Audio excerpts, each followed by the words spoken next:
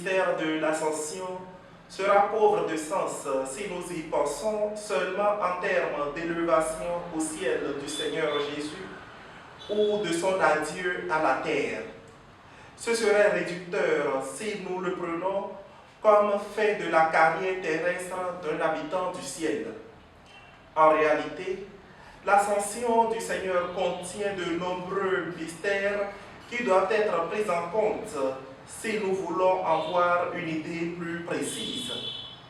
En laissant donc de côté l'aspect prodigieux d'un homme que les disciples ont vu s'élever et disparaître devant leurs yeux dans un nuage, nous nous attardons sur le fait que le mystère de l'ascension correspond aussi au début d'un projet immense. L'ascension est en fait le point que le Seigneur met à la barre de l'histoire humaine pour marquer non seulement la fin de sa présence physique terrestre, mais aussi le début de la mission universelle de ses disciples. Et c'est pourquoi il les exhorte en disant « Allez dans le monde entier, proclamez la bonne nouvelle, faites des disciples ». Et après plus de 2000 ans de cette mission ininterrompue, nous revenons à sa source pour évaluer les motifs d'action de grâce et les motifs d'espérance. Les disciples du Seigneur, il faut le relever, étaient insignifiants en nombre et humbles pêcheurs du lac. Ils n'ont même pas la stature humaine ni les talents intellectuels humains proportionnels à la grandeur de cette mission et se contentent d'une formation pas nécessairement élevée. Leurs préoccupations nationalistes concernent avant tout la chasse de l'occupant romain et la restauration du royaume de David. Nous voyons que cette préoccupation ne disparaît pas de leur rang, même lorsque, au moment de l'ascension, ils posent la question « Seigneur, Seigneur, rétablirez-vous maintenant la royauté d'Israël ?»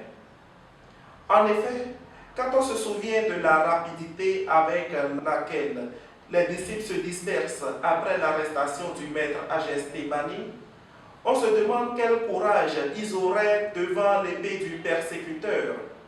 Si au moins le maître était là, présent physiquement, il se réfugierait sous son ombre.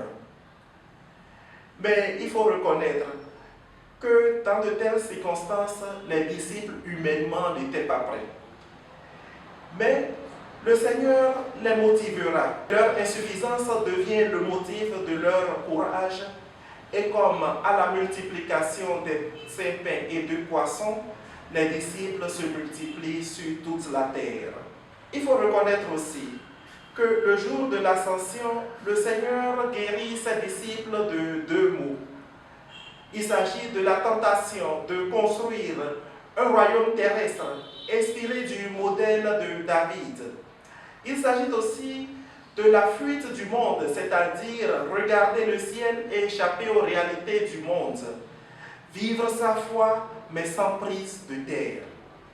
Pour guérir ses disciples de ce dernier mal, Jésus leur envoie 2 hommes en vêtements blancs pour leur dire « Hommes de Galilée, pourquoi êtes-vous là à regarder le ciel ?»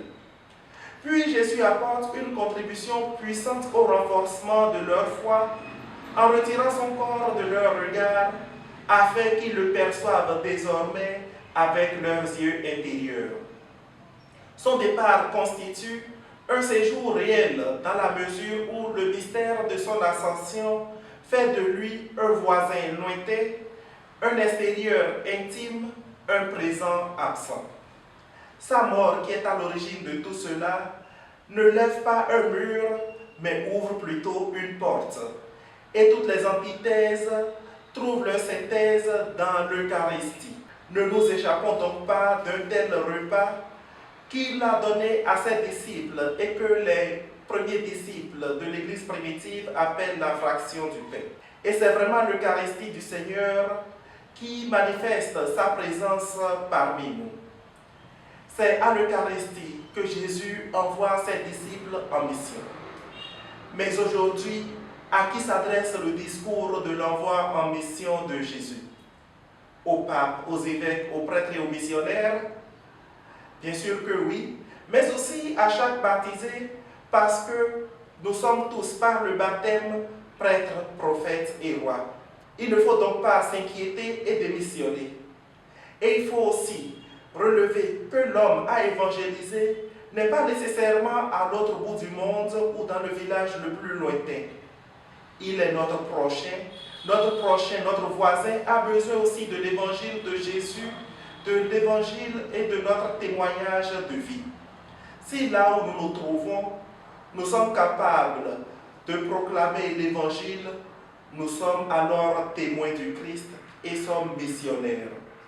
Demandons au Seigneur qui s'est élevé aujourd'hui de nous accorder son Esprit Saint pour que nous puissions avoir le courage de témoigner de notre foi authentique et de l'annoncer à tous, à commencer par nos voisins les plus proches. Le Seigneur soit avec vous.